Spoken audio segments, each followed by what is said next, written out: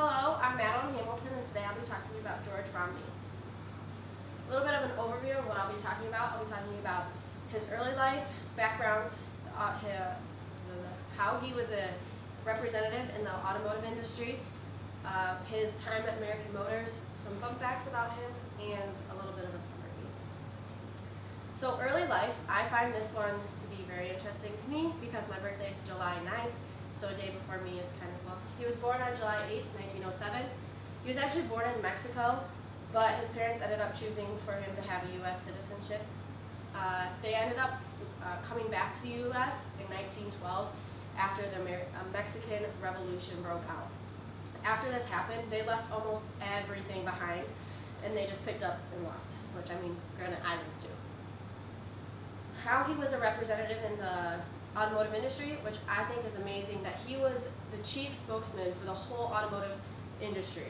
I mean, over all of the companies, like that's huge. He would talk about production, labor, and maybe some management issues that were going on. Now, American Motors Corporation, or AMC.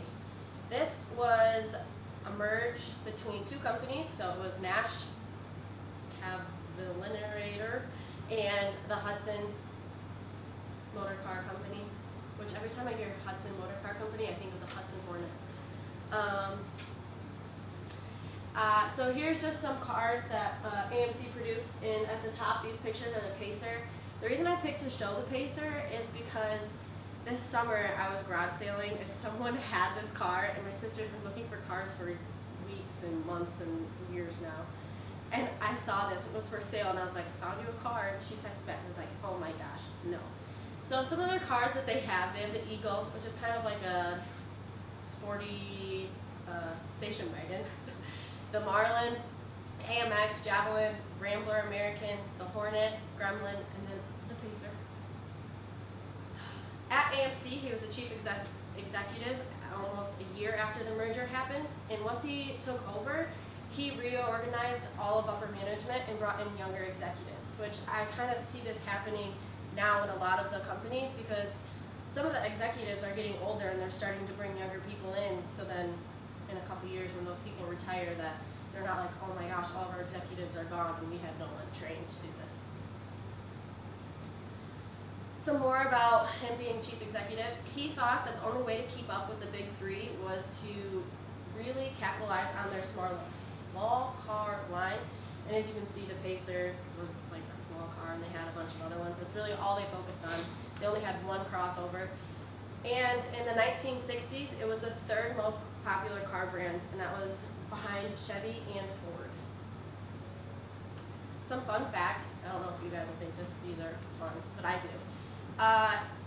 Company-wide, he and some other executives reduced their own salaries by 35% just to like save money, which is amazing because you don't see that now. Now some executives are like, no, I don't want to reduce my pay, like you can reduce somebody else's. So in a bunch of executives reducing their salaries nearly 35% is amazing. And also, another money thing, he and his wife gave nearly 20% of their income to the church and then 4% to charity. I mean, for me, that's a lot of money, and to be giving it to other people and like helping need, that's just who he was. He was always trying to help AMC, the auto industry, even church and charities.